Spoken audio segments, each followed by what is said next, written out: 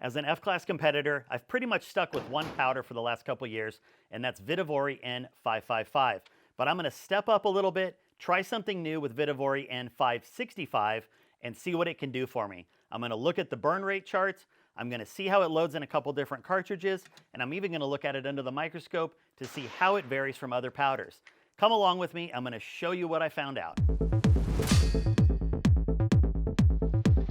I'm F-Class John for Ultimate Reloader, and I was up here with Gavin, and we were sitting around talking about powders, and he said, you know what, we haven't tried N565, and I said, you know what, I have some friends that really like it, they've had great results with it, both for competition and for hunting, why don't we give it a run? So we grabbed some powder, a couple different cartridges, and we saw what we could do with it. Now let's talk about 565 first. It's a Magnum powder, it's going to have Magnum burn rates. But something a lot of people don't understand about Vihtavuori 500 series powders is that it is not a true double base. It is a semi-double base, and the reason that is that nitrocellulose and nitroglycerin, when a double base powder is made, are typically combined together and then turned into an extruded, typically, powder. Now, Vihtavuori does something a little different. They extrude the nitrocellulose and then infuse the nitroglycerin, thereby creating a semi-double based powder. And it really gives a great combination without some of the reactive agents that you typically are going to see in a true double-based powder. And I think that's one of the reasons I really like shooting it, and a lot of other people do too. If we look at the burn rate chart, we're going to see that it is definitely slower than some of your other powders like Reloader 16 or maybe N555 or Reloader 23, a lot of those H1000 kind of powders.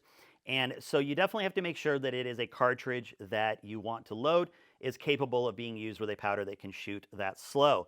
Now, N565 is really designed for cartridges like 7-rem mag, 30-06, 300 Win Mag, 300 Norma Mag, and other cartridges like that.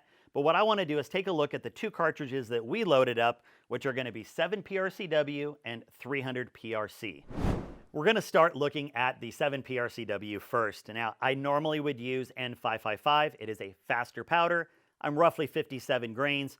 I have an expectation going into this that I'm going to need more than 57 grains to get the same velocity, because that's how it works when you have a slower powder. But I wanted to be safe, so I loaded up 5 rounds at 56 grains, got a rough baseline on what that velocity looked like, and then came back in to load up the last 3 that you see in the chart here, which would be 58, 58.5, and 59. All of those had really nice velocities with a really nice growth curve, and it's going to give me a great place to start. But more importantly, I was really flabbergasted at the groups I shot for having no load development, no seating depth, or anything like that. These things were just punching one touching hole, no matter what the charge weight was, and that was really great to see. Now that we've looked at the 7 PRCW, a cartridge which I totally understand, we are now going to look at 300 PRC, something I have no experience with. So I sat down with Gavin, we took a look at the manual, and we decided we would load 74 grains at max and 72 grains so that we were about 2 grains down from that max load. We went out and shot them, and I have to tell you, getting behind a bipod gun is something I'm not super familiar with. But even I printed some really great groups with that. They were one hole touching, and that really shocked me. Then we shot the max load, same thing. Really nice groups, and I think we were right about ½ an inch on those, and really great looking. Another thing that really surprised me is that our average velocity on that max load was about 2791. Now, the published load should be about 2802. There's a slight difference in obviously barrel length and stuff like that, but the fact that you can match up your actual results to a published load really should help give you confidence that a powder is stable across a lot of different lots, because you don't know when they did their testing, you don't know what lot you have, and when I can match up those findings, it gives me a lot of really just security that I'm going to be able to load and have consistency from lot to lot. Now that we've taken a look at the loading and the groups, let's take a look at it under a microscope. This is something kind of new to me, but I threw these powders under the microscope so we could take a look and see the difference between 565 and some much better known powders. Something to think about with N565 is that it is essentially a shortcut N570. So if you look at the picture here, you will see that it is a stumpy, stubby, kind of fat little powder. And that's kind of to be expected, right? If you've looked at N570, you know it is a longer, fatter powder kernel.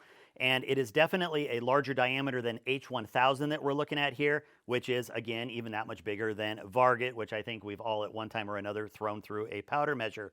And we, of course, have stay ball in there because it is really great to see a rifle powder in a ball format, and it gives you a good comparison. Now, one thing to keep in mind with N565, because it is a little bigger and a little bit chunkier, it may not perfectly measure in every kind of, especially electronic powder measure or powder thrower. So keep that in mind if you are considering it. In conclusion, all I can say is N565 really blew me away. Tight groups out of the gate. I had no load development. It felt great. Gun shot well. I definitely think it's something I'm going to look for in competition powder. And honestly, I just ordered 32 pounds of it while making this video. As far as the 300 PRC went, I thought it shot great. I mean, we were shooting half-minute groups without any kind of load development, which honestly blew away my F-class gun and is a little embarrassing. But it just shows the power of this powder. Have you used N565 in a cartridge, or are you considering it? Let us know in the comments below. You can always find great content here on Ultimate Reloader, or come check me out on F-Class John. Link is in the description below. With that, we're out of here. Have a good one. I hope you enjoyed this video. Don't forget to like and subscribe. Also, we're on Facebook, YouTube, Rumble, where we've got unrestricted content, and Instagram. Make sure to follow us on all those channels. Ultimate Reloader also has a commercial solutions division serving law enforcement, the military, and the gun industry. We have some unique capabilities, including a comprehensive suite of recoil testing and evaluation capabilities, trigger profiling, and more. If you're interested in custom rifles like what we build here on the channel or gunsmithing services, you're going to want to go to rifles.ultimatereloader.com and get on the wait list. If you want to learn lucrative gunsmithing like what I show here on the channel, including building custom rifles and Cerakote plus a whole bunch more, you're going to want to check out the Colorado School of Trades, schooloftrades.edu. Thanks again for watching.